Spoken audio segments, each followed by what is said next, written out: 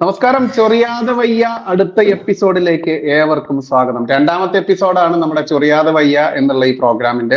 ഇന്ന് ജാമിദ ടീച്ചറുടെ ഒരു കുറവുണ്ട്. ടീച്ചർ സെഷൻ നടന്നുകൊണ്ടിരിക്കുന്നതിനിടയിൽ കയറാമെന്ന് പറഞ്ഞിട്ടുണ്ട്. കാരണം ടീച്ചറുടെ മോൾക്ക് ചെറിയൊരു പനിയും അസുഖവും വന്നതുകൊണ്ട് അവർ ഹോസ്പിറ്റലിലാണ്. അതുകൊണ്ട് തന്നെയാണ് നമ്മുടെ ചൊറിയാതെ വയ്യ എന്ന ഈ പ്രോഗ്രാം തുടക്കത്തിൽ തന്നെ മുടങ്ങണ്ട എന്നതുകൊണ്ടാണ് ഞങ്ങൾ ആദ്യം കയറിയിട്ടുള്ളത്. ടീച്ചർ വരുന്ന സമയത്ത് കയറും. നോക്കൂ, ഇന്നും അതിലെയും ഇന്നലെയും ഒക്കെ തുടർച്ചയായി മാധ്യമങ്ങൾ പ്രസിദ്ധീകരിച്ചുകൊണ്ടിരിക്കുന്ന ഒരു വാർത്തയുണ്ട്. അത് ഇപ്രകാരമാണ്: ബംഗളൂരു ഇന്ത്യൻ വംശജയായ ബ്രിട്ടീഷ് എഴുത്തുകാരി നിതാഷ കൗളിനെ ബംഗളൂരു വിമാനത്താവളത്തിൽ തടഞ്ഞു. കർണാടക സർക്കാരിന്റെ പരിപാടിക്ക് എത്തിയതായിരുന്നു അവർ. മണിക്കൂറുകളോളം വിമാനത്താവളത്തിൽ തടഞ്ഞു വെച്ച ശേഷം തിരിച്ചയക്കുകയും ചെയ്തതായി ലണ്ടനിലെ വെസ്റ്റ് മിൻസ്റ്റർ സർവകലാശാലയിലെ അധ്യാപിക കൂടിയായ നിതാഷ പറഞ്ഞു. നോക്കൂ, ഈ നിതാഷ എന്ന് പറയുന്ന ഇന്ത്യൻ വംശജയായ ബ്രിട്ടീഷ് എഴുത്തുകാരിയാണ്. അതായത് തന്റെ മാതൃരാജ്യം വിട്ടുകൊണ്ട് ബ്രിട്ടീഷ് പൗരത്വമൊക്കെ കൊണ്ട് എടുത്തു കളഞ്ഞാൽ, അതല്ലെങ്കിൽ ആ ബ്രിട്ടീഷ് പൗരത്വമൊക്കെ കൊണ്ട് എടുത്തിട്ടുണ്ടെങ്കിൽ എന്തോ ആകുമെന്ന് വിചാരിക്കുന്ന, അതല്ലെങ്കിൽ അന്യദേശത്തിരുന്നു കൊണ്ട് അന്യരാജ്യത്തിരുന്നു കൊണ്ട് തന്റെ പെറ്റ നാടിനെ ഇത്ര കണ്ട് ഇകഴ്ത്തി സംസാരിക്കുക, രാജ്യദ്രോഹപരമായിട്ട് സംസാരിക്കുക, എഴുതുക, പ്രസംഗിക്കുക എന്ന് എല്ലാം ചെയ്യുന്ന എല്ലാ ആളുകൾക്കും ഇതൊരു പാഠം തന്നെയാണ്. അവിടെ ഇരുന്നു കൊണ്ട് തന്റെ മാതൃരാജ്യത്തെ ഇത്തരത്തിൽ രാജ്യദ്രോഹപരമായിട്ട് പരാമർശിച്ചു കഴിഞ്ഞാൽ, എഴുതി കഴിഞ്ഞാൽ, പ്രസംഗിച്ചു കഴിഞ്ഞാൽ ഓരോരുത്തർക്കും കിട്ടുക ഇത് തന്നെയാണ് എന്നുള്ളതിന്റെ കൃത്യമായുള്ള താക്കീത് തന്നെയാണ് കേന്ദ്ര സർക്കാർ കൊടുത്തിരിക്കുന്നത്. കാരണം നമ്മുടെ രാജ്യം ഇന്ന് എത്രത്തോളം ഉയർന്ന തലത്തിലേക്ക് ഉയർന്നു പോയിക്കൊണ്ടിരിക്കുകയാണെന്ന് നമുക്ക് എല്ലാവർക്കും അറിയാം. പക്ഷെ നമ്മുടെ രാജ്യത്തിന്റെ ഏറ്റവും വലിയ ശത്രു എന്തെന്നറിയാമോ? ശത്രു രാജ്യങ്ങളുടെയും ശത്രുവർഗത്തിന്റെയും അച്ചാരം വാങ്ങിക്കൊണ്ട് അവരുടെ എച്ചിൽ തിന്നുകൊണ്ട് നമ്മുടെ രാജ്യത്തിനെതിരെ സംസാരിക്കുക, എഴുതുക, അത് വിദേശത്തായാലും സ്വദേശത്തായാലും ഇരുന്നു കൊണ്ട് ചെയ്യുന്ന കുറെ എണ്ണമുണ്ട്. നമ്മുടെ മാതൃരാജ്യത്തിനെതിരെ കുരയ്ക്കുന്ന തെരുവ് പട്ടികൾ എന്ന ഭാഷ പോലും ഉപയോഗിക്കാൻ പറ്റില്ല. കാരണം തെരുവ് പട്ടികൾക്ക് അവരുടേതായുള്ള സംസ്കാരമുണ്ട്.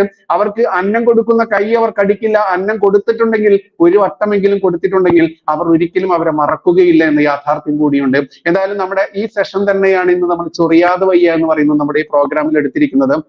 സിജോ കെ രാജൻ എന്ന് പറയുന്ന നമ്മുടെ സഹോദരൻ ഇതോടൊപ്പം കൂട്ടിച്ചേർക്കേണ്ടത് ഒന്നുണ്ട്. നമ്മൾ 3 ചാനലുകൾ ജോയിൻ ചെയ്തുകൊണ്ടാണ് ഈ ചൊറിയാതെ വയ്യ എന്ന പ്രോഗ്രാം തുടങ്ങിയിട്ടുള്ളത്. അത് ജാമിദ ടീച്ചറുടെ ചാനലും, അതുപോലെ ന്യൂസ് കഫേ എന്ന് പറയുന്ന ചാനലും, പിന്നെ സിജോയുടെ തന്നെ ചാനലായിട്ടുള്ള ന്യൂസ് ഹണ്ടർ എന്ന് പറയുന്ന ചാനലും. ആ ന്യൂസ് ഹണ്ടർ എന്ന് പറയുന്ന ചാനലിന്റെ ലിങ്ക് നമ്മുടെ ഈ വീഡിയോയുടെ ആദ്യ കമന്റായി നമ്മൾ ഈ ലൈവ് സെഷൻ കഴിഞ്ഞാൽ പിൻ ചെയ്ത് വെക്കുന്നുണ്ട്. അപ്പോൾ ന്യൂസ് ഹണ്ടർ എന്ന് പറയുന്ന സിജോയുടെ ചാനൽ കൂടി സപ്പോർട്ട് ചെയ്യുക. സിജോ ആദ്യം കർമ്മ ന്യൂസിലായിരുന്നു, ഇപ്പോൾ അദ്ദേഹം സ്വതന്ത്രമായി തുടങ്ങിയ ചാനലാണ് ന്യൂസ് ഹണ്ടർ. ആ ചാനലും കൂടി ഒന്ന് പ്രൊമോട്ട് ചെയ്യുക, അതിനെ എല്ലാവരും ഒന്ന് സപ്പോർട്ട് ചെയ്യുക എന്നത് ഇവിടെ കൂട്ടിച്ചേർക്കുകയാണ്. സിജോ, എങ്ങനെയാണ് ഇന്നത്തെ ഈ ചൊറിയാതെ വയ്യ എന്ന് പറയുന്ന ഈ സെഷനിൽ നമ്മുടെ വിദേശത്തിരുന്നായാലും സ്വദേശത്തിരുന്നായാലും നമ്മുടെ രാജ്യത്തിനെതിരെ കുരയ്ക്കുന്ന വർഗം, അവർക്കെതിരെ എങ്ങനെയാണ് നിങ്ങളുടെ ആ ചൊറിച്ചിൽ തീർക്കുന്നത്? വിദേശത്തിരുന്ന് മാതൃരാജ്യത്തെ ചൊറിയുക എന്ന ഇത് കാലങ്ങളായിട്ട്, സോഷ്യൽ മീഡിയ തുടങ്ങിയ കാലങ്ങളായിട്ട് തന്നെ സാമ്പത്തിക ലാഭത്തിന് വേണ്ടി മറ്റു മതസ്ഥരുടെ പ്രീതി പിടിച്ചു പറ്റാനും വേണ്ടി പലരും ചെയ്തു വന്നിരിക്കുന്നതാണ്. അതിനകത്ത് ഞാൻ ശ്രദ്ധിച്ചേക്കുന്നത് ഒരു സുനിത ദേവദാസ് എന്ന് പറഞ്ഞ ഒരു എന്താ പറയാ, കനേഡിയൻ അമ്മായി എന്നൊക്കെയാണ് ഇവിടുത്തെ കേരളത്തിലെ പല പിള്ളേരും അവരെ വിളിക്കാറ്. ഇവരാണ് ഞാൻ കണ്ടിട്ട്, അതായത് എന്റെ അധിക നാൾ ഇപ്പോഴും അവര് ഓൺലൈനിൽ ഇപ്പോഴും സ്വന്തം രാജ്യത്തെയും, അതായത് ഈ ഭാരതത്തെ സ്നേഹിക്കുന്ന ഒരു ചാനൽ തുടങ്ങിയാലോ, അല്ലെങ്കിൽ ഒരു പ്രസ്ഥാനമോ, ഒരു സംഘടനയോ, RSS പോലുള്ള സംഘടനകളോ, ഇവരെ എല്ലാം തേജോവധം ചെയ്യുക എന്ന ഒരു പരിപാടിയാണ് ഈ സുനിത ദേവദാസ് ശരിക്കും കാനഡയിൽ ഇരുന്ന് ചെയ്തുകൊണ്ടിരിക്കുന്നത്. ശരിക്കും ഇതിനൊക്കെ തടയണ, ഇവിടെ നിയമപരമായിട്ട് ഇവിടെ തന്നെ കേസെടുത്ത് ഒരിക്കലും ഈ ഭാരതത്തിൽ വന്നു കഴിഞ്ഞാൽ ഇവരെ എല്ലാം ശിക്ഷിക്കേണ്ട നിയമം തന്നെ ഇവിടെ പാസ്സാകണം. അതല്ലെങ്കിൽ ഇവരൊക്കെ കാനഡയിലും അമേരിക്കയിലൊക്കെ ഇരുന്നിട്ട് ഇതുപോലെ ഭാരതത്തെ അവഹേളിച്ചുകൊണ്ട് തന്നെ ഇരിക്കും. ഇവിടെ ഇവിടെ ചോദിക്കാനും പറയാനും ആരുമില്ല എന്നൊരു രീതിയിലാണ് നരേന്ദ്രമോദി എന്ന് പറഞ്ഞാൽ ലോകത്തിലെ തന്നെ ലോക നേതാക്കളിൽ തന്നെ നമ്പർ 1 പൊസിഷനിൽ നിൽക്കുന്ന ഒരു വ്യക്തിയാണ്. ആ വ്യക്തിയെ വരെ മറ്റുള്ളവരെ പ്രീതി പിടിച്ചു പറ്റാനായിട്ട് തേജോവധം ചെയ്യുന്ന കാഴ്ചയും നമുക്ക് ഈ സുനിത ദേവദാസിൽ നിന്ന് കാണാം. ഇത് ഇന്നലെ തുടങ്ങിയാൽ ഒരു 5 വർഷമായിട്ട് ഇവർ ഇത് മിനിമം എന്റെ അറിവിൽ ഇത് കണ്ടിന്യൂ ചെയ്തുകൊണ്ടിരിക്കുകയാണ്. അതുപോലെ തന്നെ RSS എന്ന സംഘടന, ഈ RSS എന്ന സംഘടന എന്താണെന്ന് പോലും ഇവർക്ക് ഒരു ധാരണ പോലുമില്ല. എന്നിട്ട് അത് ചൊറിയ, അതായത് അതേമാതിരി സംഘടനകളെയും വ്യക്തികളെയും ചൊറിഞ്ഞ് മറ്റുള്ളവരെ പ്രീതി പിടിച്ചു പറ്റാം. ഇതാണ് ഈ സുനിത ദേവദാസ് പറഞ്ഞ ഒരു സ്ത്രീ ചെയ്തുകൊണ്ടിരിക്കുന്ന ഒരു കാര്യം.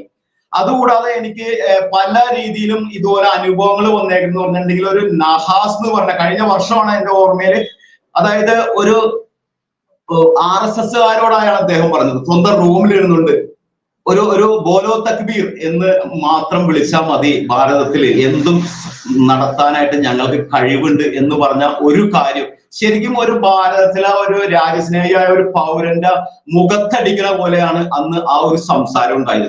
ഇവിടെ നിന്ന് പ്രതികരിക്കാൻ വളരെ കുറച്ച് പേരെ അതിനുണ്ടായുള്ളൂ. പക്ഷെ ഇതൊക്കെ വള്ളം പോലെ അവനൊക്കെ പാരിതോഷികങ്ങളുടെ ബഹളമായിരുന്നാണ് പിന്നെ ഞാൻ അറിയാൻ സാധിച്ചത്. കാരണം ഇങ്ങനെയെല്ലാം ചെയ്തു കഴിഞ്ഞാൽ ഇവർക്ക് എന്താ സ്വർഗം കിട്ടുമോ എന്നൊന്നും എനിക്കറിയില്ല. പക്ഷെ ഇവരുടെ ഈ ഒരു വിഭാഗത്തിന് ഉന്നത സ്ഥാനീയനായിരിക്കും ഇവര്. അപ്പൊ അതിന്റെ പേരിൽ ഇത് കണ്ടുകൊണ്ട് തന്നെ പലരും ഈ വഴിയെ തിരിഞ്ഞിട്ടുണ്ട്. ഇപ്പൊ നിയമങ്ങൾ ഘടിപ്പിച്ച അത്ര രീതിയിൽ ഇല്ലെങ്കിലും ഇപ്പോഴും ഇത് തന്നെ സംഭവിക്കുന്നുണ്ട്. അതായത് ചെങ്കടലിൽ ഹൂതികൾക്കെതിരെ ഇന്ത്യയുടെ പടക്കപ്പലുകൾ INS ചെന്നൈ വരെ ഇറങ്ങിയിട്ട് അതിനെ വരെ കളിയാക്കി ഹൂതികൾ പേടിപ്പിച്ചു വിട്ടു എന്ന് പറയുന്ന സുനിത ദേവദാസിനെ ഒരു ദിവസം കാണാനിടയായി. ജാമില ടീച്ചറെ നമസ്കാരം. നമസ്കാരം. ടീച്ചർക്ക് എന്തോ വല്ലാതെ ചൊറിച്ചിലുണ്ട്. സുനിത ദേവദാസിനെ പോലെയുള്ള ഇന്ത്യ വിരുദ്ധരെ വളർത്തുന്നത് ആരാണെന്നറിയാമോ? നമ്മുടെ നാട്ടിലെ രാജ്യദ്രോഹികളാണ്.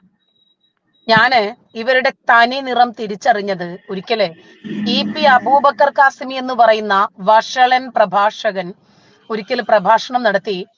പൂർണ്ണ ഗർഭിണിയായ ഒരു പെണ്ണ് പ്രസവ പലകയിൽ പ്രസവം പ്രതീക്ഷിച്ച് നിൽക്കുമ്പോൾ പോലും സ്വന്തം ഭർത്താവ് അയാളുടെ കാമപൂർത്തീകരണത്തിനു വിളിച്ചാൽ വഴങ്ങിക്കൊടുക്കണമെന്നാണ് നമ്മുടെ പ്രവാചകൻ പഠിപ്പിച്ചിരിക്കുന്നത് എന്ന് പറഞ്ഞു.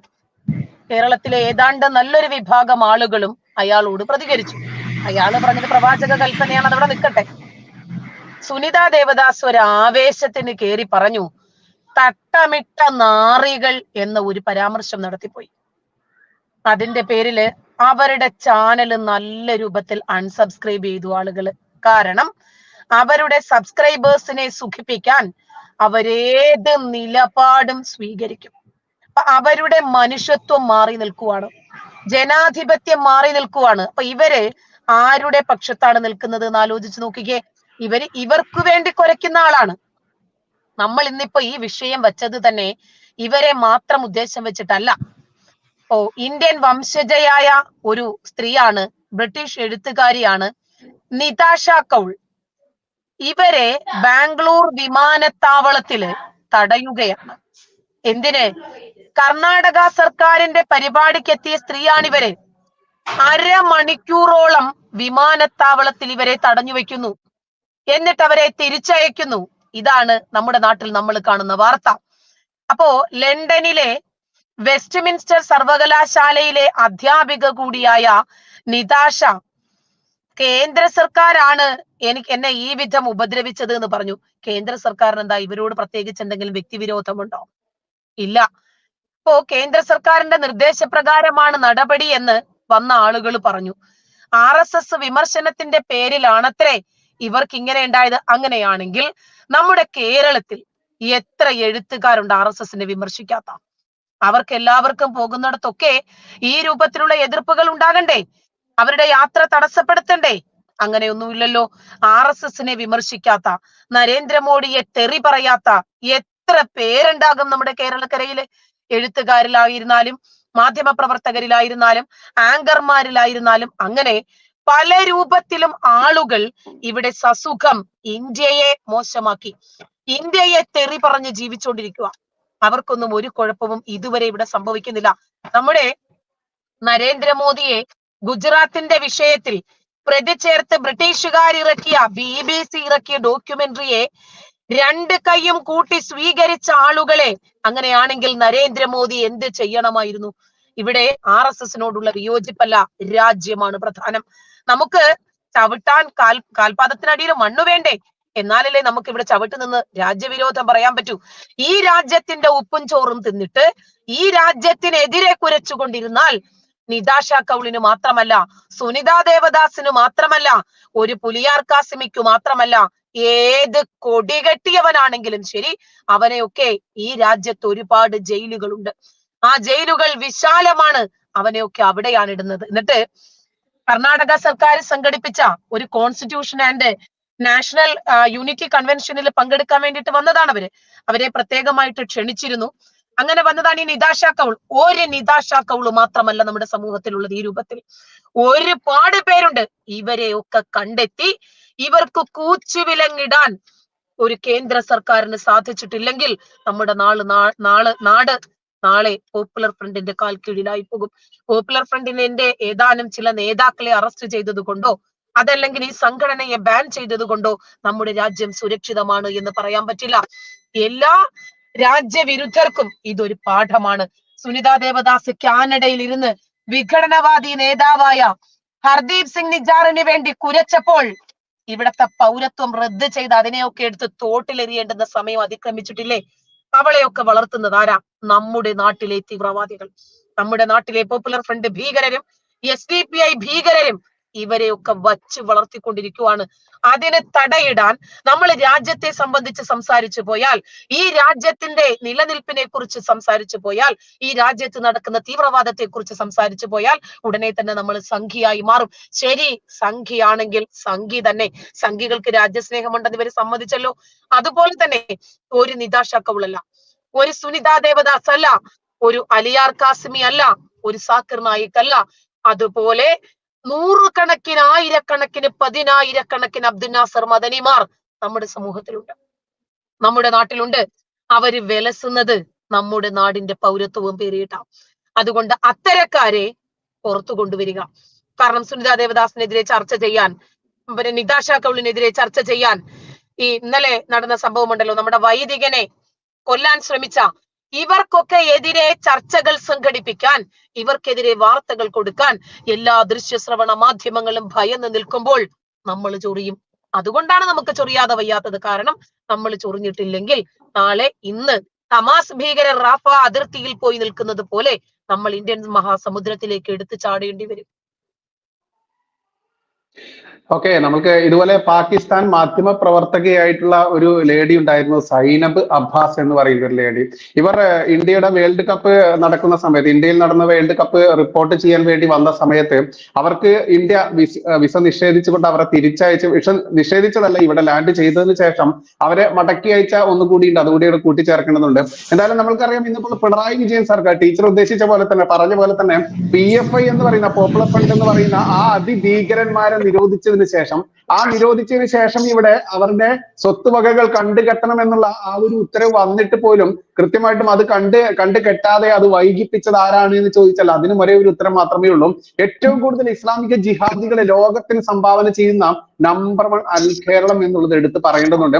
അത്തരത്തിൽ പിന്നീട് അത് സ്വത്തുവകകൾ കണ്ടുകെട്ടുന്നതിൽ സാവധാനമാക്കി എന്ന് മാത്രമല്ല, ഇവർക്ക് കൃത്യമായിട്ടും വിവരങ്ങൾ നൽകാത്തതിന് അതുമായി ബന്ധപ്പെട്ട് അവരെ അറസ്റ്റ് ചെയ്യുകയോ അതല്ലെങ്കിൽ അതുമായി ബന്ധപ്പെട്ട അവരുടെ വിവരണം ശേഖരിച്ചുകൊണ്ട് വില്ലേജുകളിലേക്ക് പോവുകയോ ഒന്നും ചെയ്യാതെ ഏറ്റവും കൂടുതൽ ഡിലേ വരുത്തിക്കൊണ്ട് അവരുടെ ആ സ്വത്തുവകകൾ സംരക്ഷിച്ച പിണറായി വിജയന്റെ കിരീടത്തിലെ ആ പൊൻതൂവൽ പറയേണ്ടത് ആവശ്യമുണ്ട്. മാത്രമല്ല, തീവണ്ടി ആക്രമണ കേസിൽ, ഏലത്തൂർ തീവണ്ടി ആക്രമണം നടന്ന സമയത്ത് ഈ പറയുന്ന അയ്യൂബ് സൈഫി എന്ന് പറയുന്ന ആ ചങ്ങാതിയെ രക്ഷപ്പെടുത്താൻ വേണ്ടി അവസാനം മഹാരാഷ്ട്ര ഷാരൂഖ് സൈഫിയെ ഇവിടെ നിന്നും ആക്രമണം കഴിഞ്ഞ് അതും ഒരു കണ്ണ് ഏകദേശം ഭാഗികമായി നഷ്ടപ്പെട്ട ആ ചങ്ങാതിയെ രക്ഷപ്പെടുത്തിക്കൊണ്ട് മഹാരാഷ്ട്ര ATS അവസാനം പിടിച്ചു കൊടുക്കുന്ന അവസ്ഥ വന്നു. അതിനുശേഷം ഇങ്ങോട്ട് കേരളത്തിലേക്ക് കൊണ്ടുവരുന്ന സമയത്ത് ഒരു ഇസ്ലാമിക കൊടും ഭീകരനെ കൊണ്ടുവരേണ്ട യാതൊരു സാഹചര്യവും ശ്രദ്ധിക്കാതെ ഒരുപാട് ഇടങ്ങളിൽ വണ്ടി കംപ്ലൈന്റ് ആവുന്നു, അതുപോലെ വണ്ടികൾ മാറി കൊണ്ടുവരുന്നു, മണിക്കൂറുകളോളം വണ്ടി റോട്ടിൽ നിർത്തിയിടുന്നു. ഏറ്റവും കൂടുതൽ ഇവനെ വേണമെന്നുണ്ടെങ്കിൽ ഇവനെ തട്ടിക്കൊണ്ടുപോകാനോ അതല്ലെങ്കിൽ ഈ ഭീകരവാദിയെ നശിപ്പിച്ചുകൊണ്ട് ബാക്കി വരുന്ന തെളിവുകൾ നശിപ്പിക്കാനുള്ള സാഹചര്യം ചെയ്തു കൊടുത്തു എന്നുള്ളത് പോലും റിപ്പോർട്ടുകളായി പുറത്തു വന്നപ്പോൾ ഈ റിപ്പോർട്ടുകൾ പുറത്തു വരാനുള്ള സാഹചര്യം ഒരുക്കിയ അതല്ലെങ്കിൽ അതിന് കാരണക്കാരായ ഒരു പോലീസ് ഉദ്യോഗസ്ഥനെ സ്ഥലം മാറ്റിയതും സ്ഥാനം തെറിപ്പിച്ചതും എല്ലാം കണ്ടത് തന്നെയാണ് കേരളം. അത്തരത്തിൽ എണ്ണിയാലൊടുങ്ങാത്ത കാര്യങ്ങൾ ഇങ്ങനെ നമുക്ക് പറഞ്ഞാലും തീരാത്ത രീതിയിൽ തന്നെ ഉണ്ടാകുമ്പോൾ എന്തുകൊണ്ടാണ് ഇവിടെ ഇത്തരത്തിൽ ഈ പറയുന്ന, മാത്രമല്ല മലപ്പുറത്ത് സോളിഡാരിറ്റി സംഘടിപ്പിച്ചൊരു പ്രോഗ്രാം ഉണ്ടായിരുന്നു. ആ പ്രോഗ്രാമിൽ പങ്കെടുക്കാൻ വേണ്ടി ഹമാസ് കൊടും ഭീകരനെ എത്തിച്ച നാടാണ് ഈ കേരളം.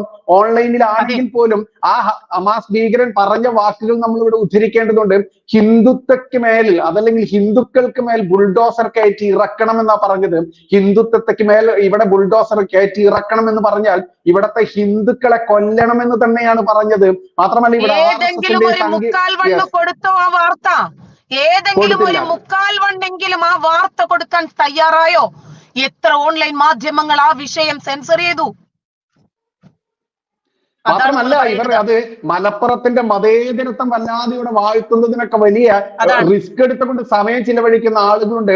ആ മലപ്പുറത്തിന്റെ മണ്ണിൽ തന്നെയാണ് ഇതുപോലെയുള്ള ഒരു ഹമാസ് കൊടുംഭീകരനെ കൊണ്ടുവന്നത്.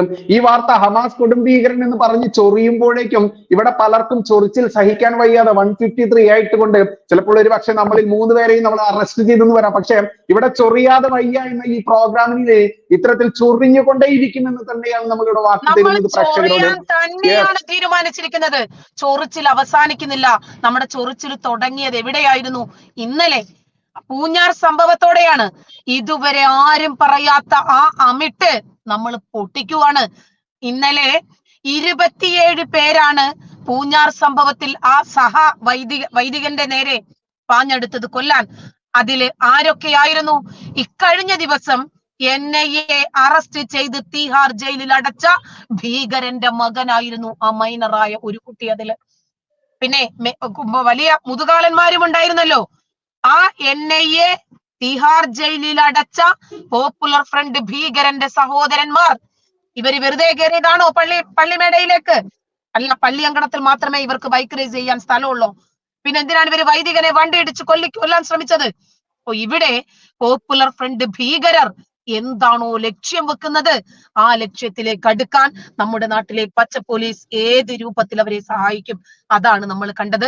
27 പേർക്കും പേരില്ല, 27 പേർക്കും ചിത്രങ്ങളില്ല. ഇവരാണ് രാജ്യദ്രോഹികൾ. എത്ര പച്ച വെളിച്ചത്തിന്റെ പോലീസിനെ NIA പുറത്തു കൊണ്ടുവന്നു.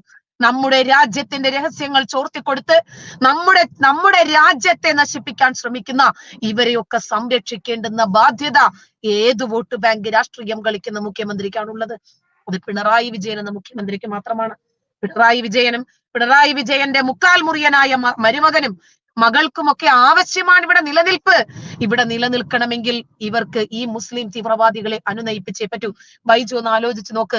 മാറി മാറി വന്ന ഇടതു വലത് സർക്കാരുകളെല്ലാം അധികാരത്തിൽ വന്നത് ഈ മുസ്ലിം ഭീകരരോട് താണു നിന്നതായിരുന്നു. ഈ കോയമ്പത്തൂർ ബോംബ് സ്ഫോടന കേസിൽ അറസ്റ്റിലായ അബ്ദുൽ നാസർ മദനി, അയാള് ജയിലിൽ നിന്ന് ജാമ്യത്തിന് ഇറങ്ങിയപ്പോൾ അയാളുടെ കൂടെ നിന്ന് ഫോട്ടോ എടുക്കാൻ മത്സരിച്ച ഇടതു വലതു നേതാക്കളെ മറന്നിട്ടില്ലല്ലോ. നമ്മുടെ നാട് ഇങ്ങനെയാ. ഇതാണ് നമ്മുടെ നാടിന്റെ മതേതരത്വം. ശരിക്കു പറഞ്ഞാൽ ഏറ്റവും കൂടുതൽ രാജ്യവിരുദ്ധരെ പേറുന്ന ഒരു നാടായി നമ്മുടെ നാട് മാറിക്കഴിഞ്ഞു ഇതിനോടകം. മാത്രമല്ല ടീച്ചറെ, നമ്മൾ കൂട്ടിച്ചേർക്കേണ്ട മറ്റൊരു കാര്യം കൂടി ഉണ്ട്. കണ്ണൂർ എന്ന് പറയുന്ന കമ്മ്യൂണിസ്റ്റ് പാർട്ടിക്കാരുടെ തട്ടകം. ഈ കണ്ണൂരിൽ നിന്നാണ് ഏറ്റവും വലിയ വലിയ ഭീകരന്മാരെ കൂടുതൽ അറസ്റ്റ് ചെയ്യുന്നത് എന്നുള്ളത് നമ്മൾ കണ്ടു. NIA, അതായത് 13 വർഷം കഴിഞ്ഞതിന് ശേഷം NIA അറസ്റ്റ് ചെയ്ത സവാദ് എന്ന് പറയുന്ന കൈവെട്ട് കേസിലെ മുഖ്യ ആസൂത്രകൻ, 1-ാം പ്രതിയായിട്ടുള്ള ആ ചങ്ങാതി 13 വർഷം സുഖവാസം ഒരുക്കിയത് കണ്ണൂരായിരുന്നു. കണ്ണൂരിലെ CPM-ന്റെ കോട്ടക്കൊത്തളങ്ങൾ തന്നെയായിരുന്നു അയാൾ രക്ഷിച്ചതെന്ന് പറഞ്ഞാൽ ഒരിക്കലും കുറ്റപ്പെടുത്താനാവില്ല. അത്തരത്തിൽ തന്നെ കണ്ണൂർ എന്ന് കേട്ടാൽ ഇന്ന് ഇസ്ലാമിക കൊടും ഭീകരന്മാരുടെ താവളമായി മാറ്റിയത് ആരാണ് എന്ന് ചോദിക്കുമ്പോൾ ഈ ലോകത്താകമാനം ഇസ്ലാമിക കൊടും ഭീകരന്മാരെ സപ്ലൈ ചെയ്യുന്ന കേരളത്തിന്റെ നമ്പർ 1 കേരളത്തിന്റെ ആ ഭരണകർത്താക്കളുടെ നാടായിട്ടുള്ള ആ നാടിന്റെ പങ്ക് കൂടി പറയേണ്ടതുണ്ട്. കാരണം ഈരാറ്റുപേട്ടയെ മാത്രമാണ് ഇതുവരെ എല്ലാവരും ആ ഒരു ഹൈപ്പ് കൊടുത്തുകൊണ്ട് പൊക്കിക്കൊണ്ടുവന്നിരുന്നത്. പക്ഷെ ഇന്നിപ്പോൾ ഈരാറ്റുപേട്ടയേക്കാൾ അത്ര കണ്ട് ഉയർന്ന തലത്തിലേക്ക് കണ്ണൂരിലെ സഖാക്കന്മാരുടെ കണ്ണൂർ ഉയർന്നു വരുന്നുണ്ട്. അതിലും വലിയൊരു പങ്ക് പിണറായി വിജയൻ ഉണ്ട് എന്നുള്ളതാണ് യാഥാർത്ഥ്യം. എന്തായാലും നമ്മുടെ സിജോയ്ക്ക് ചൊറിച്ചിൽ കുറച്ച് കൂടി വരുന്നുണ്ടെന്ന് തോന്നുന്നു. ടീച്ചർ അവനൊന്ന് ചൊറിഞ്ഞോട്ടെ.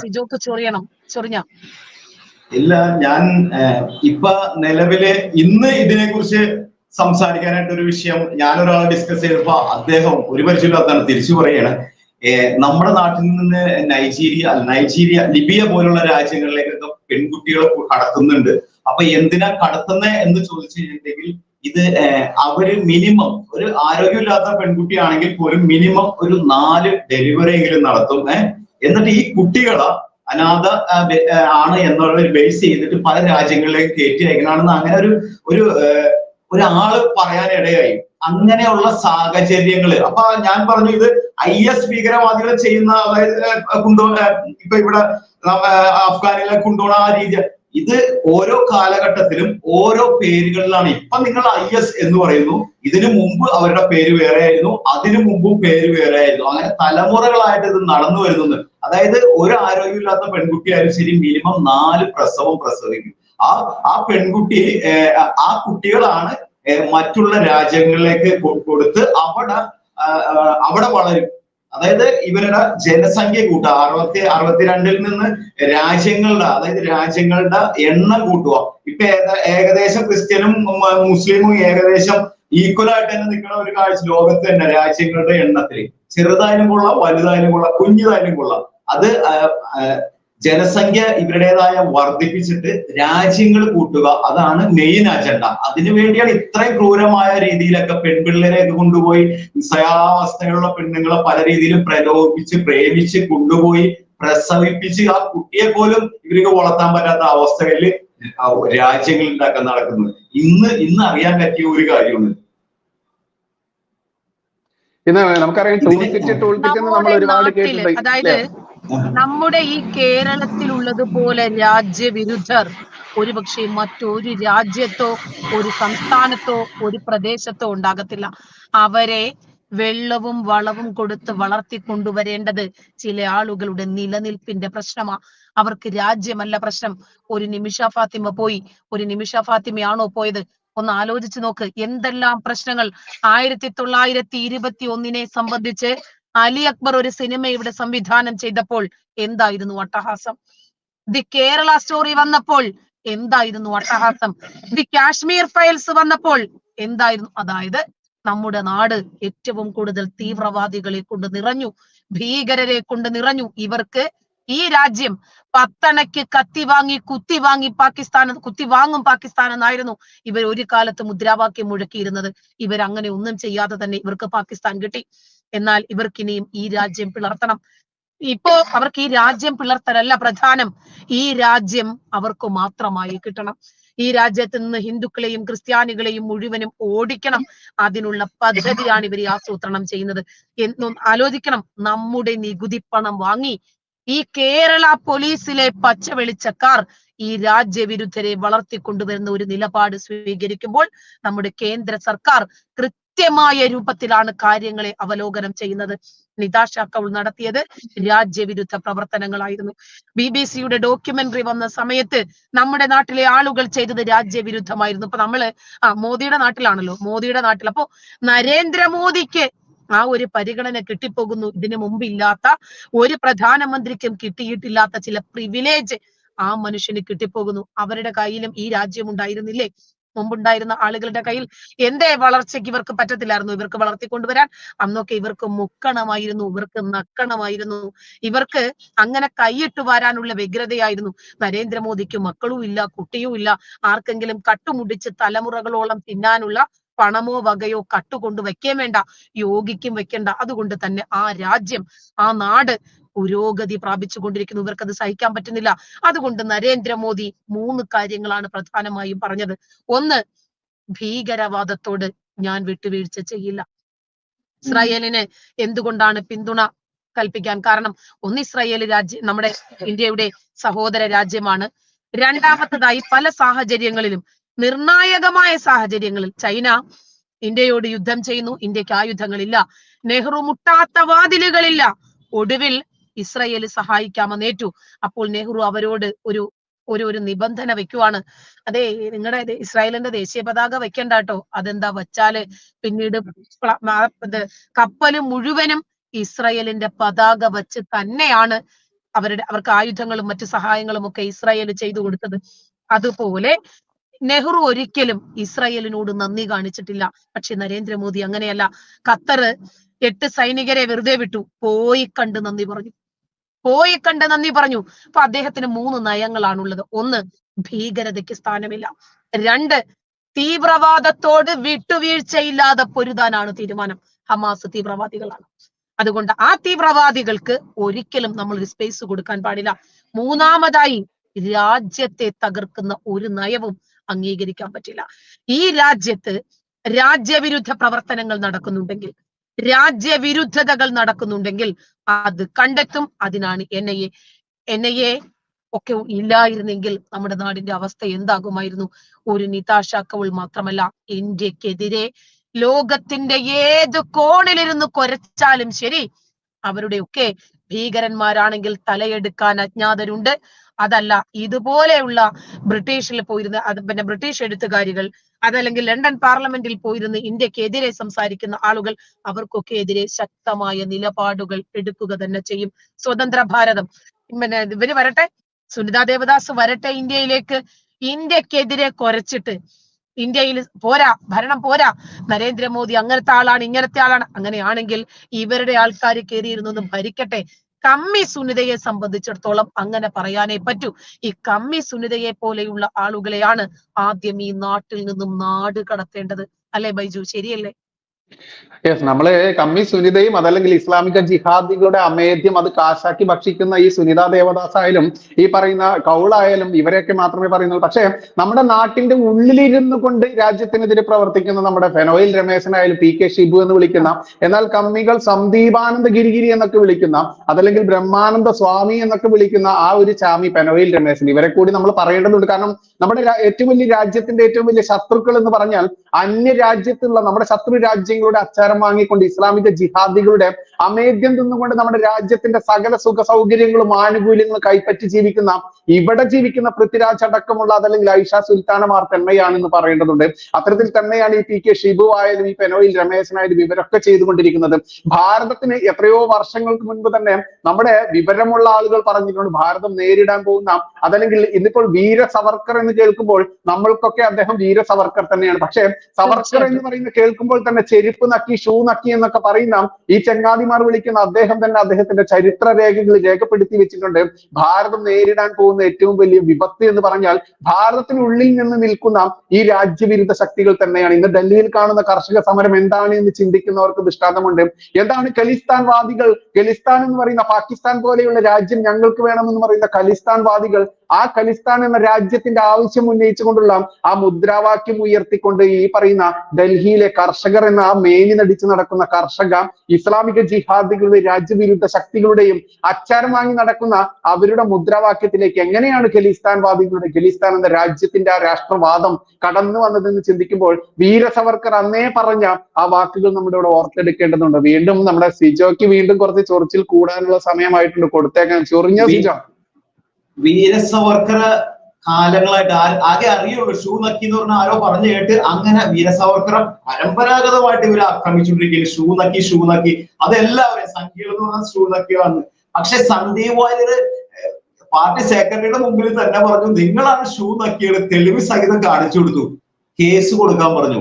ഇന്നേ വരെ അതിന് മറുപടി ഉണ്ടായിട്ടുണ്ട്, ഒരു കേസ് കൊടുത്തിട്ടില്ല. ആൻഡമാൻ ജയിലിലും മറ്റ് ഒട്ടേറെ ജയിലുകളിൽ 10-23 വർഷത്തിലധികം അതിക്രൂര പീഡനങ്ങൾ അനുഭവിച്ചുകൊണ്ട് സവർക്കർ കിടന്നിട്ടുണ്ടെങ്കിൽ ഷൂ നക്കിയിട്ടാണ് അദ്ദേഹം പുറത്തു വന്നതെങ്കിൽ അപ്പോൾ ജവഹർലാൽ നെഹ്റു എവിടെയൊക്കെ നക്കിയിട്ടുണ്ടാവുമെന്ന് ചോദിച്ചിട്ടുള്ള ശിവശങ്കരൻ സാറാണ്, നമ്മുടെ BJP-യുടെ സ്പോക്ക് പേഴ്സൺ ആയിട്ടുള്ള അദ്ദേഹം പച്ചയ്ക്ക് ചോദിച്ചിട്ടുണ്ട്. അതിന്റെ ചിത്രങ്ങളും കൃത്യമായിട്ടും നെഹ്റു ലേഡി എന്നാണ് ഗൂഗിളിൽ സെർച്ച് ചെയ്താൽ മതി. ഷേവ് ചെയ്യണ ഫോട്ടോ വരെ ഇപ്പോഴും ഉണ്ട്, നെഹ്റു ഷേവ് ചെയ്ത് കൊടുക്കുന്നത്. എന്തുകൊണ്ടാണ് സവർക്കർ ആ ഒരു അവസ്ഥ ഇത്രയും വർഷം ആൻഡമാൻ ജയിലിൽ കിടക്കേണ്ട വന്നത്? വീട്ടിലിരുന്നതിന്റെ ആവശ്യമില്ലല്ലോ, രാജ്യത്തിന് വേണ്ടി ഇറങ്ങി തിരിച്ചിട്ടാണ്. ഇത് രാജ്യത്തിന് വേണ്ടി ഇറങ്ങി തിരിക്കാതെ തന്നെ പാർട്ടി വളർത്താനും ഒരു ദേശാഭിമാനി എന്ന് പറഞ്ഞ പത്രം ബ്രിട്ടീഷുകാരന്റെ ഔദാര്യമാണെന്ന് പച്ചനെ പറഞ്ഞിട്ട് കേസ് കൊടുക്കാൻ പോലും പറഞ്ഞിട്ട്, അതും പാർട്ടിയുടെ ഉന്നത സ്ഥാനം അലങ്കരിക്കുന്ന ആളോട് വല്ലതും നടപടിയായോ? ഇനി അത് തന്നെയല്ല, ഇനിയിപ്പോ ഷൂനക്കില് ആ കഥ കുറയും, ഇനി വേറെ കഥകളിലോട്ടാവും. നരേന്ദ്രമോദി ഇസ്രായേലില് തീവ്രവാദ ആക്രമണം ഉണ്ടായതിന്റെ പേരിൽ ഇസ്രായേൽ ആക്രമിക്കപ്പെട്ടതിന്റെ പേരിൽ മാത്രമല്ല അന്ന് ഇസ്രായേലിന് പിന്തുണ പ്രഖ്യാപിച്ചത്. ലോകത്തേത് രാജ്യത്തും തീവ്രവാദം നടന്നു കഴിഞ്ഞാൽ ഉടനടി തീവ്രവാദമാണ് നടന്നതെങ്കിൽ ഭാരതം അതിന് പ്രതികരിക്കും, ആ രാജ്യത്തിന് ഐക്യദാർഢ്യം പ്രകടിപ്പിക്കും. അത് ഭാരതത്തിന്റെ നയമാണ്. കാരണം തീവ്രവാദത്തിന്റെ ഈ ലോകത്ത് തീവ്രവാദത്തിന്റെ ഏറ്റവും വലിയ ഇരയാണ് ഭാരതം എന്ന് പറഞ്ഞാൽ. ജനിച്ച നാള് മുതൽ, ഭാരതം ഉള്ള നാള് മുതൽ, ഉള്ളതാണെന്നല്ല സ്വാതന്ത്ര്യം കിട്ടിയ നാട് മുതൽ ഏതാണ്ട് തീവ്രവാദം ഇവിടെ കുടികുത്തി പോവാണ്, അതിന്റെ ഇരകളാണ്. അതുകൊണ്ടാണ് ഇസ്രായേൽ, അത് ഇസ്രായേലായാലും പാലസ്തീനിലാണ് അത് സംഭവിക്കണമെങ്കിലും ശരി. പണ്ടത്തെ കാലത്ത് ഒരു പ്രധാനമന്ത്രി ഇസ്രായേൽ സന്ദർശിക്കുക അല്ലെങ്കിൽ പലസ്തീൻ സന്ദർശിച്ച യാസർ അറാഫത്തിന്റെ കാലത്തൊക്കെ രാജീവ് ഗാന്ധിയൊക്കെ പോയി കഴിഞ്ഞിട്ടുണ്ടെങ്കിൽ ഇസ്രായേലിന് സാമ്പത്തിക സഹായം ഒന്നും ഉണ്ടായിരുന്നില്ല. പക്ഷെ പാലസ്തീന് വൻ സാമ്പത്തിക സഹായമാണ്. ഗോതമ്പായിട്ടും ടാറ്റ സുമോ, അതുപോലെ തന്നെ രാജീവ് ഗാന്ധി അവിടെ ചെന്നേണ്ടി ചെന്നതിന് മുമ്പ് ഷിപ്പ് എടുത്ത് അത്രയും അവർക്ക് ഔദാര്യമായിട്ട്, അതായത് ദാനമായിട്ട്, നമ്മൾ പട്ടിണി രാജ്യമാണെങ്കിലും നമ്മൾ കൊടുത്തോണ്ടിരുന്നതാണ്. പക്ഷേ അപ്പൊ നന്ദിപൂർവ്വം യാസർ അറാഫത്തൊക്കെ നന്ദിപൂർവ്വം നമ്മളെ സ്മരിക്കുമായിരുന്നു. പക്ഷേ ഈ പാകിസ്ഥാനായിട്ട് ചെറിയൊരു പ്രശ്നം വന്നപ്പോൾ ഐക്യരാഷ്ട്രസഭയിൽ തിരിഞ്ഞു നിന്ന് കുത്തി. എന്നിട്ടും കോൺഗ്രസിന് മനസ്സിലായില്ല ഇവരുടെ സ്വഭാവം എന്താന്ന്. സ്വഭാവം കറക്റ്റ് ആയിട്ട് മനസ്സിലായത് ഇവിടെ വാജ്പേയി ഗവൺമെന്റ് വന്നേ പിന്നെയാണ് ഇതിനെല്ലാം ഒരു മാറ്റം ഉണ്ടായത്. വാജ്പേയിൽ ആദ്യം തന്നെ ഒറ്റയ്ക്ക് ഇസ്രായേൽ സന്ദർശിച്ച വാജ്പേയി ഗവൺമെന്റ് കാലത്താണ് നയം മാറി തുടങ്ങിയത്. ഇവിടെ ആദ്യത്തെ പ്രധാനമന്ത്രി നരേന്ദ്രമോദിയാണ് പലസ്തീൻ സന്ദർശിക്കാതെ ഇസ്രായേൽ സന്ദർശിച്ചത്. അത് അവരുടെ മഹിമ കൊണ്ട ഒന്നുമല്ല, നന്ദികേട് കാണിച്ചതിന്റെ ഭാഗമായിട്ടാണ് നരേന്ദ്രമോദി ആ രീതിയിൽ തന്നെ. ഇന്നും ഭാരതം എത്ര കോടി ഡോളർ ഓരോ വർഷവും ഈ പാലസ്തീന് വേണ്ടി കൊടുക്കണ്ടെന്നുള്ളതിന്റെ കണക്കെടുത്താൽ തന്നെ ഈ പറയുന്നവരുടെയൊക്കെ വായടയും. ഈ പറയുന്നവരെന്ന് പറഞ്ഞിട്ടുണ്ടെങ്കിൽ ഇത് ആക്രമിച്ച് വെറുതെ ഇരുന്ന രാജ്യത്തെ പോയിട്ട് തീവ്രവാദികൾ ആക്രമിക്കുകയും ചെയ്തു. അവര് തിരിച്ചടിച്ചു കഴിഞ്ഞപ്പോ അതിന് പ്രശ്നങ്ങളും, അത് സാമ്പത്തിക ലാഭത്തിന് വേണ്ടി ചെയ്യുന്ന ഒരു ബിസിനസ് പോലെയായി ഇപ്പൊ തീവ്രവാദം എന്ന് പറഞ്ഞിട്ടുണ്ടെങ്കിൽ. തീവ്രവാദം എടുത്തു കഴിഞ്ഞാൽ സാമ്പത്തിക ബിസിനസ്സാണ്. അതായത് കുടിവെള്ളം കൊടുക്കണമെങ്കിൽ ഇസ്രായേൽ വേണം, ഭക്ഷണം കൊടുക്കണമെങ്കിൽ ഇസ്രായേൽ വേണം. ആ പൈപ്പ് കുടിവെള്ളം കൊണ്ടുവരാൻ വന്ന പൈപ്പ് വരെ ഇവര് മുറിച്ച് ടെക്നോളജി മാറ്റി ഇവര് മിസൈൽ ഉണ്ടാക്കി വരുന്നത് എന്തിനാ? ഇസ്രായേലിന് തകർക്കാനല്ല. ഇസ്രായേലിന്റെ അയർഡോം ഇവര് 50 രൂപയുടെ മിസൈൽ പറഞ്ഞാൽ ഇസ്രായേലിന്റെ 1 കോടി രൂപയുടെ സാധനം ഇങ്ങാട് തന്നെ അതിന് വേണ്ടിയിട്ട് വരെ ചെയ്തുകൊണ്ടിരിക്കുന്ന ആൾക്കാരാണ്. അതായത് കുടിവെള്ളത്തിന്റെ പൈപ്പ്, എന്നിട്ട് പറയുന്നത് കുടിവെള്ളമില്ല എന്ന്. അപ്പൊ നയമാണ്, തീവ്രവാദ വിരുദ്ധ നയമാണ് നമ്മളെ മുന്നോട്ട് നയിക്കുന്നത്. ഇനി ഭാരതത്തില്, അതായത് മുംബൈയില് ആക്രമണം നടന്നപ്പോ നമ്മുടെ പ്രധാനമന്ത്രി ആയിരുന്ന അന്നത്തെ പ്രധാനമന്ത്രി മുമ്പേ ഹോട്ടൽ ആക്രമിച്ച് അജ്മൽ കസബ് ആക്രമിച്ചപ്പോ മൻമോഹൻ സിംഗിന്റെ അടുത്ത് ചെന്നിട്ട് സൈന്യത്തിന്റെ പ്രതിനിധി വന്നിട്ട് ഇതിനെ വിശദീകരണം കൊടുത്തു. അപ്പൊ തിരിച്ചാക്രമിക്കാനുള്ള രീതികൾ എല്ലാം പ്ലാൻ ചെയ്താണ് ഈ സൈന്യത്തിന്റെ പ്രതിനിധി ചെന്നത്. പക്ഷെ നിരാശയായിരുന്നു ഫലം എന്നാണ് അറിയാൻ സാധിച്ചത്. പക്ഷെ ഇനിയൊരു ആക്രമണം നടത്തുവാൻ ചൈനയോ അല്ലെങ്കിൽ പാകിസ്ഥാൻ തീവ്രവാദികൾ ഇന്ത്യയിലേക്ക് ഒരു ആക്രമണം നടത്താൻ പദ്ധതിയിടുന്നു എന്ന് പാക് ഇന്റലിജൻസിന് ബോധ്യമായാൽ തന്നെ അന്നോടെ തന്നെ അവിടെ സ്റ്റോപ്പ് ചെയ്യേണ്ട. കാരണം കാലം മാറി. ഇനി നരേന്ദ്രമോദി പോയിട്ട് ഇവിടുത്തെ ഭരണത്തലവൻ ഒരു കഴിവില്ലാത്തൊരു ഭരണത്തലവനാണ് ഇനി വരണമെങ്കിൽ വീണ്ടും ഇതേമാതിരി മുമ്പേ ആക്രമണം പോലുള്ള ആക്രമണങ്ങൾ ഇവിടെ നടക്കും. ഈ നരേന്ദ്രമോദിയുടെ കാലഘട്ടത്തിൽ ഇനി ഒരിക്കലും നടക്കില്ല. കാരണം പേടിച്ചുപോയി. ഇന്ന് പാകിസ്ഥാന്റെ വിഘടിച്ചു പോയിട്ട് വകുപ്പൊക്കെ പറഞ്ഞ് വീതം വാങ്ങിച്ചു പോയിട്ട് പാകിസ്ഥാൻ എന്ന രാജ്യം രൂപീകരിച്ച് എന്താണ് അവസ്ഥ? ഇന്ന് നമ്മുടെ ഒരു സ്റ്റേറ്റായ യുപിനേക്കാളും GDP കുറഞ്ഞു. അതായത് 1 ട്രില്യണില് താഴെ. അതായത് നമ്മുടെ ഒരു സ്റ്റേറ്റിനേക്കാളും താഴെ DGP ആയെന്നുള്ള ആത്മഹത്യപരമായ ആത്മഹത്യപരമായ വാർത്തകളാണ് പുറത്തു വന്നേക്കുന്നത്. നമ്മളിൽ നിന്ന് വീതം മേടിച്ച് സ്വർഗരാജ്യമാക്കാൻ വേണ്ടി കൊണ്ടുപോയതാണ്. ആ രാജ്യത്തിന്റെ അവസ്ഥയാണ് ഇപ്പൊ ഈ കാണുന്നത്. ഇതിനു മുമ്പ് നമ്മൾ കണ്ടിട്ടിരുന്നത് അഫ്ഗാനിസ്ഥാനായിരുന്നു. ഇപ്പൊ പാകിസ്ഥാൻ അഫ്ഗാനിസ്ഥാന്റെ പാതയിലേക്ക് തന്നെ. അഫ്ഗാനിസ്ഥാനിൽ മാറി തുടങ്ങിയെന്ന് ഇപ്പൊ ന്യൂസുകൾ വരുന്നുണ്ട്, തീവ്രവാദം മാറി തുടങ്ങിയെന്നൊക്കെ. പക്ഷെ ഇതൊക്കെ ഒരു ടെക്നിക്കലാണ്. ഒരിക്കലും ഇവരുള്ളിടത്തോളം കാലം ഈ ഒരു സംഭവം ലോകത്തുണ്ടാവും. ഇവര് തന്നെ ഒരു കാർട്ടൂൺ തന്നെ പണ്ട് ഇറങ്ങി പ്രശസ്തമായിരുന്നു. ഒരു ജിഹാദിയുടെ കാർട്ടൂൺ ആയിരുന്നു. വാഷിംഗ്ടൺ പോസ്റ്റിലായിട്ടാണ് അത് വന്നത്. അതായത് തീവ്രവാദം നടത്തി മറ്റുള്ളവരെ കൊല്ലണ ഒരു തീവ്രവാദിയാണ്. അവസാനം അവന്റെ രണ്ട് കൈയുമേ വാള് വെച്ച് കെട്ടിയിട്ട് അങ്ങാട് അവർ ഒറ്റക്കായി പോയി യുദ്ധം ചെയ്ത് ഒറ്റക്ക്. അതാണ് ജിഹാദ് എന്ന് പറഞ്ഞിട്ട് ഒരു കാർട്ടൂൺ വന്നിട്ട് വളരെ പ്രശസ്തമായിരുന്നത്. ഒരുപാട് രാജ്യങ്ങൾ അത് വൈറലായി അന്ന് കാർട്ടൂൺ ഇറങ്ങിയത്. അതേ അവസ്ഥ തന്നെയാണ് ശരിക്കും. ഇവരുള്ള കാലം വരെ തീവ്രവാദം നിലനിൽക്കും. ഈ തലമുറകൾ മാറി വരണം. ഇനിയുള്ള തലമുറകൾക്ക് വിവരവും വിദ്യാഭ്യാസവും ഉള്ളത് കൊണ്ട് അത് മാറാനുള്ള സാധ്യത ഉണ്ട്. പിന്നെ സെബാസ്റ്റ്യൻ പുന്നക്കലൊക്കെ പോലുള്ള ആൾക്കാർ എന്താണ് ഈ സംഭവം, എന്തിന്റെ പേരിലാണ് ഇവർ ഈ തീവ്രവാദം നടത്തുന്നത് എന്നെല്ലാം തെളിവ് സഹിതം നിരത്തി കഴിഞ്ഞപ്പോൾ ഇപ്പൊ ഇപ്പോഴത്തെ തലമുറകൾ ഇതെല്ലാം കണ്ടാണ് വളരുന്നത്. മറ്റുള്ളവർ കളിയാക്കും എന്നുള്ളൊരു തോന്നൽ. ഇപ്പൊ പല സംഭവങ്ങളും കളിയാക്കാൻ തന്നെ, ഓപ്പണായിട്ട് കളിയാക്കാൻ തന്നെ തുടങ്ങി. അപ്പൊ തന്നെ ചിന്തിക്കാനും ഇത് മറിച്ചു നോക്കിയത് എന്താണ്, മറ്റതൊക്കെ പുസ്തകന്മാരും മറ്റൊന്നും പറയാനാണ് ഇവർക്ക് കേൾക്കാൻ പറ്റുള്ളൂ ഇരുന്ന്. പക്ഷെ ഇന്ന് ലൈവ് നമ്മുടെ മൊബൈലിൽ തന്നെ ഫുൾ ഡീറ്റെയിൽ കിട്ടുന്ന അവസ്ഥയിലേക്ക് വന്നിട്ടുണ്ട്. വരും തലമുറ വരുമ്പോൾ ഇത് മാറും എന്നാണ് ഇന്ന് നമുക്ക് ഒരു പ്രതീക്ഷ തന്നെ ഉള്ളത്. എന്തായാലും ഒരു കാര്യം വ്യക്തമായി പറയാം, ഇനി ഒരു വിഭജനം ഭാരതത്തിൽ ഒരിക്കലും സംഭവിക്കില്ല. അതേമാതിരിയുള്ള രീതിയിലുള്ള കെട്ടുറപ്പുള്ള ഭരണ സംവിധാനങ്ങളും എല്ലാം നിയമങ്ങളുമാണ് ഇനി. നമ്മുടെ അന്നത്തെ 47-ലൊക്കെ ഇത് വിഭജനം എന്ന് പറഞ്ഞ കഴിവുകേടാണ്. അത് ശരിക്കും അന്ന് പ്രധാനമന്ത്രി ആവാനും ആഭ്യന്തരമന്ത്രി ആവാനൊക്കെ മുൻകൂട്ടി കുപ്പായം തയ്ച്ചു വെച്ചിരുന്ന ആളുകളുടെ ഒരു കഴിവുകേടാണ് ശരിക്കും ഇന്ന് ഈ വിഭജനത്തിന് ഒരു ആധാരം തന്നെ പറയുന്നത്. അതുകൊണ്ട് ഇനി ഒരിക്കലും ഭാരതം ഒരു വിഭജനത്തിലേക്ക് ഒരിക്കലും നീങ്ങില്ല എന്നാണ് എന്റെ ഒരു അഭിപ്രായം. എന്തായാലും ഇവിടെ ഒരു സുഡാപ്പി ഒരു കമന്റ് ഇട്ട സുഡാപ്പിയുടെ കമന്റിന് മറുപടി കൊടുക്കേണ്ടതുണ്ട്. യൂറോപ്പിലൊക്കെ എന്തോ ഇസ്ലാം ഇങ്ങനെ കുതിക്കുകയാണെന്നാ പറയുന്നത്.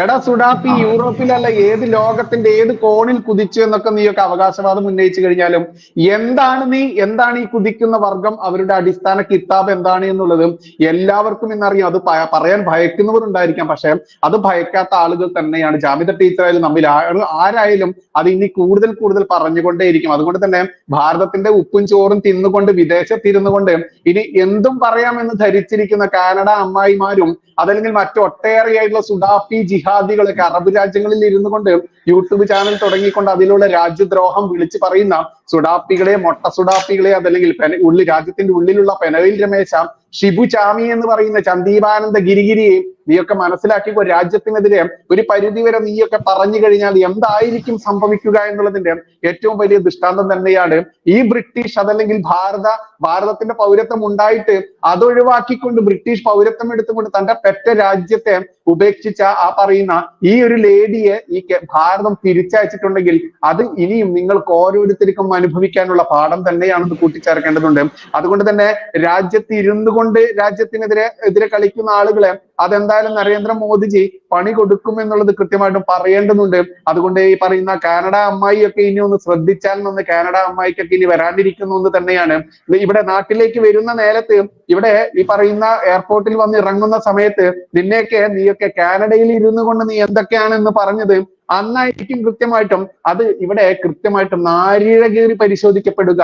അത് ഇസ്ലാമിക രാജ്യങ്ങളിൽ ഇരുന്നു കൊണ്ട് കുരയ്ക്കുന്ന സുഡാപ്പി വർഗങ്ങളായാലും ഈ പറയുന്ന കാനഡ അമ്മായി ആണെങ്കിലും ഇനി ഏതൊക്കെ ക്ഷുദ്രജീവികളാണെങ്കിൽ നിങ്ങൾക്കുള്ള പണിയൊക്കെ കൃത്യമായിട്ടും അവിടെ കിട്ടും എന്നുള്ളത് എടുത്തു പറയേണ്ടതുണ്ട്. എന്തായാലും ജാമിദ ടീച്ചർ കുറച്ച് സമയം മാത്രമേ നിന്നുള്ളൂ. അവർ ഒരു യാത്രയിലാണ്, മോൾക്ക് അസുഖമായതുകൊണ്ട് അതുകൊണ്ടാണ് കുറച്ചു നേരം മാത്രം ഉള്ളത്.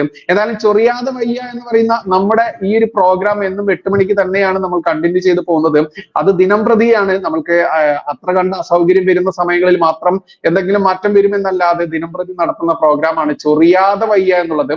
ചൊറിഞ്ഞുകൊണ്ടേ നമ്മൾ ഇനി മുന്നോട്ട് പോകും. കാരണം ചൊറിയാതിരുന്നാൽ, ഇത്രയും നാൾ നമ്മൾ ചൊറിയാതെ മിണ്ടാതിരുന്നപ്പോൾ നമ്മുടെയൊക്കെ തലയിൽ കയറി കളിക്കുന്ന ഇസ്ലാമിക ജിഹാദികൾ നാളെ ഞാനായാലും സിജോ ആയാലും ജാമിദ ടീച്ചർ ആയാലും ആരായാലും കിടന്നുറങ്ങുന്ന ആ വീട് ചവിട്ടിപ്പൊളിച്ചുകൊണ്ട് അതല്ലെങ്കിൽ ആ വീടിന് ബോംബിട്ടുകൊണ്ട് ഉള്ളിൽ കയറി വന്നുകൊണ്ട് നമ്മളെ എല്ലാം തീർക്കുമെന്ന അവസ്ഥയിലേക്ക് കേരളം എത്തി നിൽക്കുമ്പോൾ പൂഞ്ഞാറിൽ നടന്ന ആ പള്ളിയിൽ അച്ഛന് നേരെ നടന്ന അതും പള്ളിയിലേക്ക് അതിക്രമിച്ച് കയറിക്കൊണ്ട് 29ഓളം വരുന്ന ഇസ്ലാമിക നാമധാരികളായിട്ടുള്ള അതിൽ 17 എണ്ണത്തോളം 17 വയസ്സിൽ താഴെയുള്ളവരാണെന്ന് പറയുന്നു. മദ്രസ വിദ്യാഭ്യാസം കിട്ടിയന്മാർക്ക് പ്രായത്തിലൊന്നും വലിയ വ്യത്യാസമില്ല എന്ന് എല്ലാവർക്കും അറിയാം. അത്തരത്തിൽ 1 വയസ്സായാലും 2 വയസ്സായാലും 3 വയസ്സായാലും 30 വയസ്സായാലും 40 വയസ്സായാലും 400 വയസ്സായാലും നിന്റെയൊക്കെ ഉള്ളിൽ കിടക്കുന്ന മദ്രസ വിദ്യാഭ്യാസം എന്നൊക്കെ നിനക്ക് കിട്ടിയിട്ടുണ്ടാവും. അത് നിന്റെ ചില നേരങ്ങളിൽ നിനക്ക് അത് പുറത്തെടുക്കേണ്ടി വരും. നീ പുറത്തെടുക്കുമെന്നറിയാം. അതുകൊണ്ട് തന്നെ ഇനി ചൊറിഞ്ഞുകൊണ്ട് തന്നെ മുന്നോട്ട് പോകാനാണ് നമ്മുടെ തീരുമാനം. അതിനെതിരെ ആർക്കെങ്കിലും വലിയ ചൊറിച്ചിലുണ്ടെങ്കിൽ നിങ്ങൾ ചൊറിഞ്ഞു തീർക്കുക എന്ന് മാത്രമേ പറയാനുള്ളൂ. നമ്മളെന്തായാലും ചൊറിഞ്ഞുകൊണ്ടേ മുന്നോട്ട് പോകുമെന്നുള്ളതാണ്. എന്താണ് സിജോ, എന്തെങ്കിലും ഇനി ചൊറിയാനുണ്ടോ? ചൊറിയാനുണ്ട്. അതായത് ഇപ്പൊ യൂറോപ്പില് വളരെയെന്നല്ല പറഞ്ഞേ, ഇവര് യൂറോപ്പിലേക്ക് മാത്രമാണ് നോക്കുന്നത്, ചൈനയിലേക്ക് നോക്കണില്ലേ? ചൈനയില് എന്താണ് ഇവരുടെ അവസ്ഥ എന്ന് ഒന്ന് ഇവർക്ക് അറിയാം. പക്ഷെ പകുതിയാണ് പുറത്തു വന്നുള്ളൂ എങ്കിലും എല്ലാം അറിയാം. ഒരു അക്ഷരം മിണ്ടൂല. യൂറോപ്പില് ഫ്രാൻസിലൊക്കെ എന്താണ് നടക്കുന്നത്? തീവ്രവാദിയായ ഒരുത്തൻ വണ്ടി ട്രക്ക് ഓടിച്ച് അവനൊരു ട്രക്ക് ഇട്ട് എന്തും ആയുധം വാങ്ങണം. എത്ര പേരെയാണ് വധിച്ചത്? സ്കൂളിൽ പഠിക്കുന്ന പെൺകുട്ടികൾ വരെ ജിഹാദ് നടപ്പിലാക്കാൻ തുടങ്ങിയപ്പോഴാണ് തട്ടം നിരോധിച്ചത്, മതചിഹ്നങ്ങൾ നിരോധിച്ച്. എന്തെങ്കിലും ചെയ്യാൻ പറ്റുമോ? ഇപ്പൊ നിലവില് ബ്രിട്ടന്റെ അവസ്ഥ എന്താ? ബ്രിട്ടനില് അതായത് ബ്രിട്ടനില് കുടിയേറി ഇപ്പൊ ബ്രിട്ടൻ പിടിച്ചെടുക്കും. ഇപ്പൊ ശരിക്കും കേരളത്തിന്റെ അവസ്ഥ തന്നെ ബ്രിട്ടനിൽ വന്നിരിക്കുകയാണ്. ഇപ്പൊ അവര് ലോകരാജ്യങ്ങൾ അറിഞ്ഞു തുടങ്ങി, പ്രതികരിച്ചു തുടങ്ങി.